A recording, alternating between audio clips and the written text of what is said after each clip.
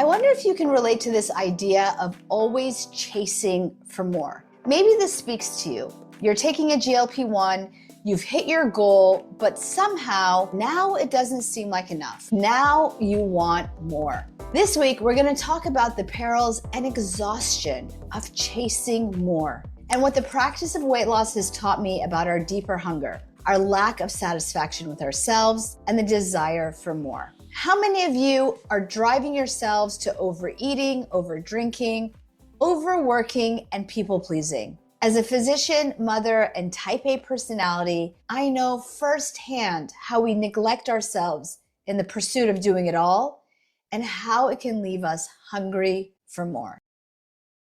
I'm Dr. Adrienne Youdim, physician, author, and expert in medical weight loss and mind-body medicine, and I help high-achieving professionals like you understand the deeper hungers that lead to burnout, reactivity, and self-sabotaging behaviors. Each week, we will explore essential nutrients to help you shift from self-neglect to self-respect so that you can achieve personal and professional success without sacrificing your health and well-being.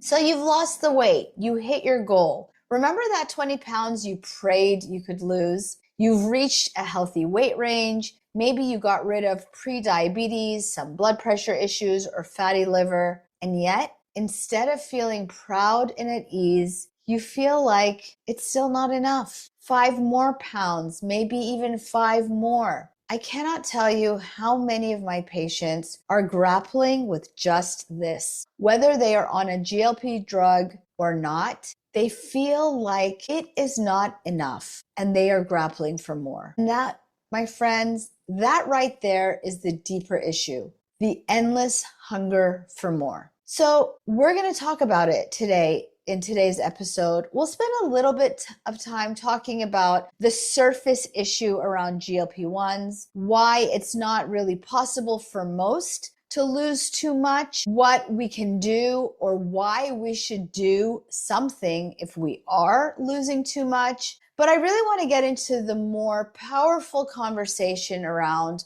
why we're never satisfied, even when the goal is met. So let's address the clinical question first. The GLP-1 drugs like semaglutide and tirzepatide, they are not unlimited weight loss drugs. They slow your appetite, they reduce food intake, they support healthier metabolic patterns, but there is a ceiling effect. And what we know from most studies is that the average weight loss is about 15 to 2% of body weight. Some patients lose more, some patients lose less, but almost everyone eventually plateaus because the body adjusts both metabolically and behaviorally.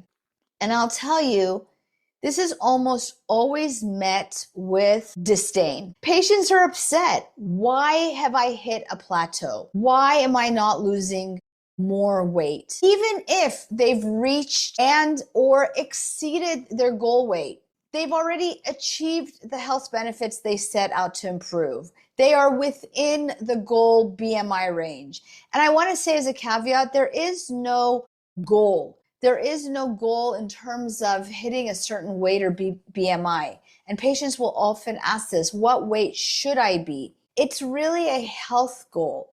Once we've achieved the benefits that they have set out to achieve, we are within goal. But nonetheless, that being said, most people have an idea of some number in their head that they want to reach. And here's the interesting thing, that when patients achieve that number, what I find more often than not, they are still desirous for more. Not only that, but they aren't even happy with what they have achieved. And so the real question is, why aren't we happy? Why are we always hungry for more? And here's the truth. While the scale may change, the mind is always itching for more. It's what psychologists call the hedonic treadmill. We adapt quickly to any given success or any win. The rush of achievement fades, and then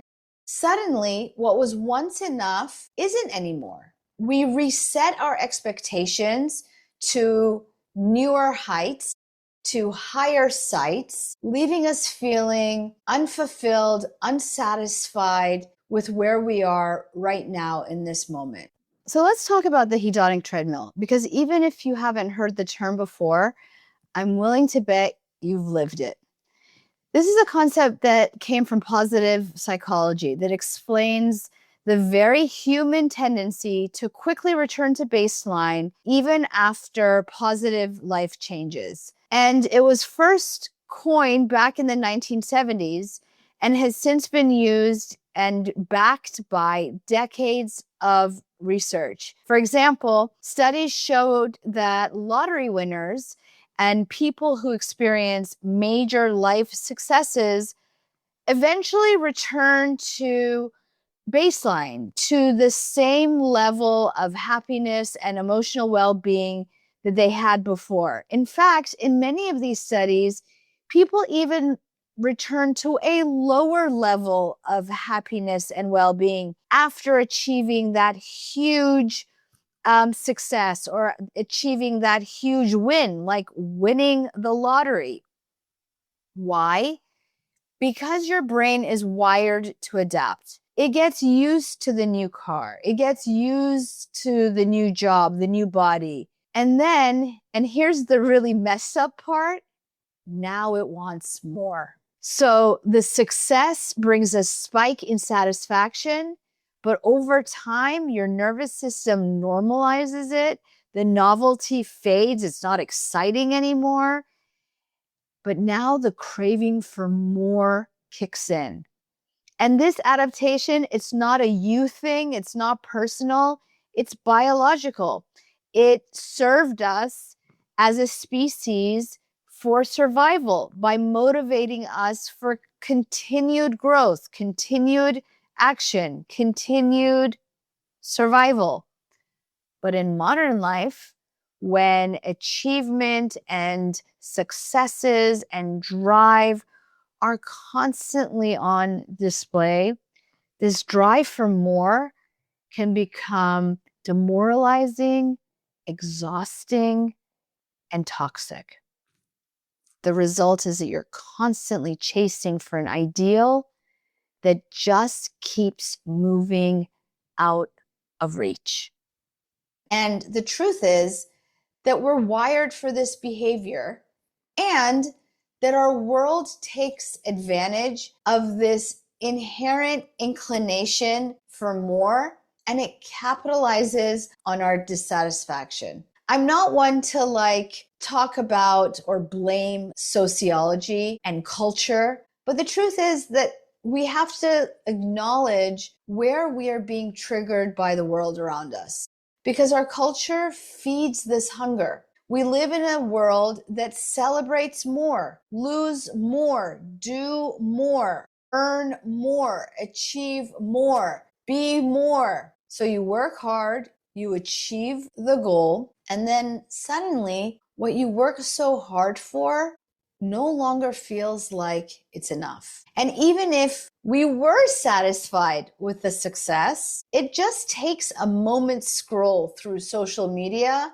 to set off a spiral of comparison and dissatisfaction. And this wiring, it comes at a cost. While the constant pursuit of more may look like motivation, it's actually a thief. It steals our joy, our peace of mind, our health, our well-being, because we don't pause long enough to celebrate our achievements and our accomplishments, because we keep ourselves stuck in a cycle of comparing and performing, because we push harder to reach arbitrary goals that just keep resetting themselves. And finally, because we never give ourselves the opportunity to just be. So when it comes to the weight loss, even as the body changes, the mind gets stuck in this place of scarcity. And if we don't challenge this, GLP-1s become just another tool for self-judgment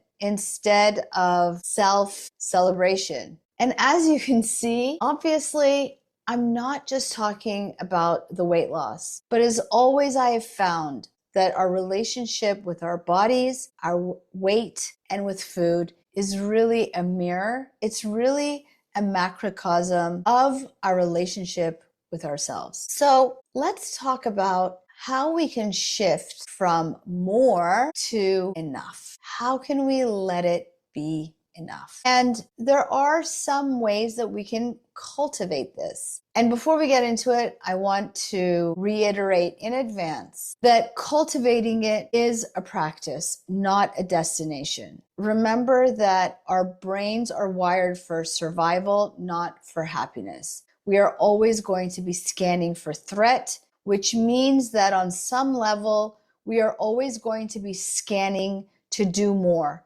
to keep us out of scarcity and into abundance. And so knowing that the brain is wired to be that way, and knowing that our surroundings are going to hijack us for more, it's important to recognize that this practice is something that needs to be repeated repeatedly, maybe daily, in order to keep your mindset and your frame of mind in a way that celebrates where you are and not just laments what is not enough. And so number one, that requires celebrating the good. Take time to celebrate what you've accomplished. Remember your old self, the one who said that you would be happy if I just lost 10 pounds, or I just got that degree, or I could afford my own car.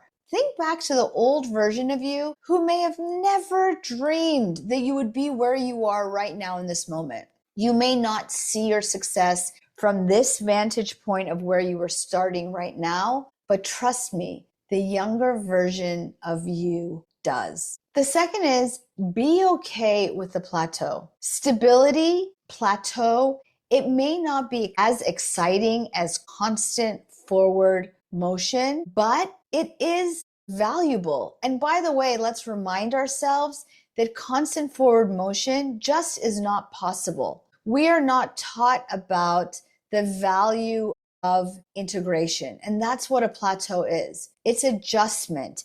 It is allowing change to fully integrate into your life. So allow yourself to live here for a while, to just be. Remind yourself that what may feel like boredom is not backsliding. And on that note, consider how you might be addicted to this sense of more. No one could blame you, again, because we've all been hijacked by instant and abundant access to everything around us, and it has set unrealistic expectations in our lives. Remember back when we had to wait till next week or next season of our TV show? And if you're a certain age right now, you have no idea what I'm talking about, but your parents do. You know, there was something valuable there, making us wait, teaching us patience, and teaching us satisfaction. And about satisfaction, we have to practice this. Ask yourself, what has changed, or what I have done, what have I done that I am proud of? And now savor it. Give yourself permission to be satisfied with your accomplishments and make an active practice of savoring. Compliment yourself, celebrate yourself, acknowledge and validate yourself, and don't be afraid to do it again and again and again, because savoring is a practice. Cultivating satisfaction with yourself is a practice. Finally, redefine more as depth and not quantity. We are always chasing more in numbers, pounds lost, hours worked, goals achieved. But what if more meant something deeper, more spiritual, more presence, more alignment, more joy in simple moments, more energy, more presence, more emotional freedom, more connection to your body instead of control over it? What if that